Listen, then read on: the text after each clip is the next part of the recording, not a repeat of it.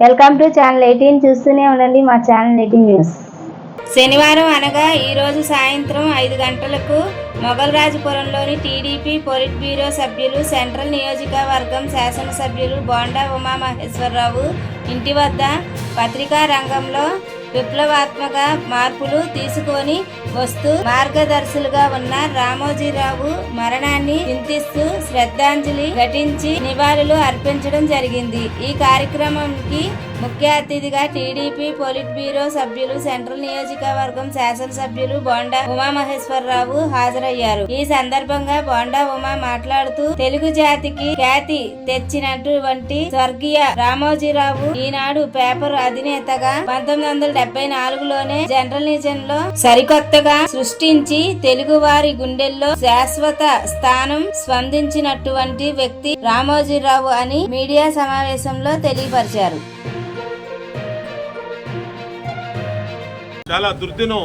ఈరోజు తెలుగు జాతికి ఖ్యాతి తెచ్చినటువంటి వ్యక్తి స్వర్గీయ రామోజీరావు. ఈనాడు పేపర్ అధినేతగా 1974లోనే జర్నలిజంలో సరికొత్త పరవళ్లు సృష్టించి తెలుగువారి గుండెల్లో శాశ్వత స్థానం సంపాదించినటువంటి వ్యక్తి రామోజీరావు. విలువలు కలిగినటువంటి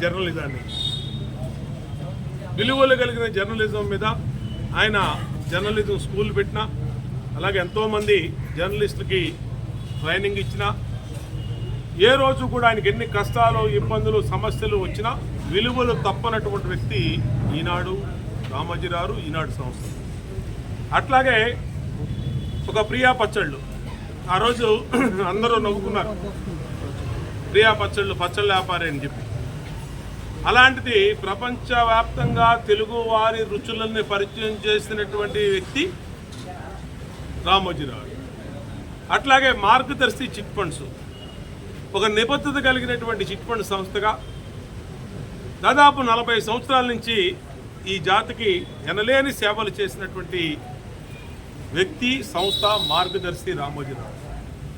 అలాగే హాలీవుడ్ స్థాయి రామోజీ ఫిల్మ్ సిటీని తెలుగు వారికి ఏర్పాటు చేసినటువంటి వ్యక్తి, ఏషియాలోనే అతిపెద్ద స్టూడియోని రామోజీ ఫిల్మ్ సిటీ, బాలీవుడ్ సినిమాలు కూడా వచ్చి హైదరాబాదులో షూటింగు జరుపుకునేటట్టుగా చేసినటువంటి వ్యక్తి మహానుభావుడు రామోజీరావు. ఆయన ఏ వ్యాపారంలో అడుగు పెట్టినా సక్సెస్నే ఎదురు చూశాడు. ఏ వ్యాపారం పెట్టినా ప్రజల కోసం వినూత్నంగా, ఏదో ట్రెడిషనల్ వ్యాపారస్తులు కాకుండా ఒక వ్యవసాయ కుటుంబంలో పుట్టి హోటల్స్ రంగంలో, అలాగే ఇండస్ట్రీ రంగంలో, పత్రికా రంగంలో, ఫిల్మ్ సిటీలో, చిట్ ఫండ్స్ రంగంలో అనేక రకాలుగా ఆయన అన్ని రకాలుగా ముందుకెళ్ళినటువంటి వ్యక్తి రామోజీరావు. ఇవాళ తెలుగు ప్రైడ్ స్వర్గీయ రామోజీరావు.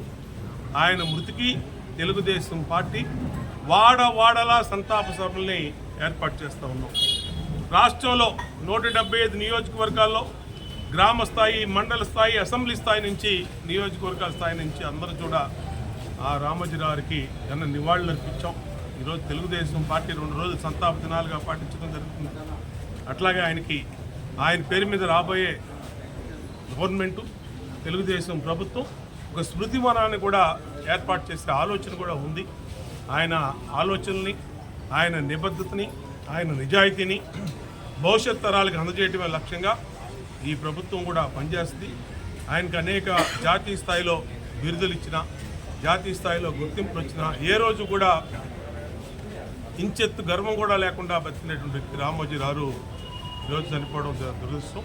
ఏది ఏమైనా ఆయన పెట్టిన సంస్థలకి అన్నీ కూడా ప్రజలకి అందుబాటులో ఉండి ప్రజలకు ఇంకా మెరుగైన సేవలు చేసే విధంగా, ఆయన ఆలోచనలు ముందు తీసుకెళ్లే విధంగా ఉండాలని కోరుకుంటూ ఆ మహానుభావుడు రామోజీరావుకి తెలుగుదేశం పార్టీ సెంట్రల్ నియోజకవర్గ శాసనసభ్యుడిగా మా నియోజకవర్గ కుటుంబ సభ్యులందరితో కూడా, మా కూటమి, జనసేన, బీజేపీ అందరం కూడా మహానుభావుడికి ఉదయం నుంచి ఘన నివాళులు అర్పిస్తూ ఉన్నాం. ఏది ఏమైనా ఆయన ఆశయ సాధన కోసం అందరం కూడా నిబద్ధత కృషి చేస్తామని తెలియజేస్తాం.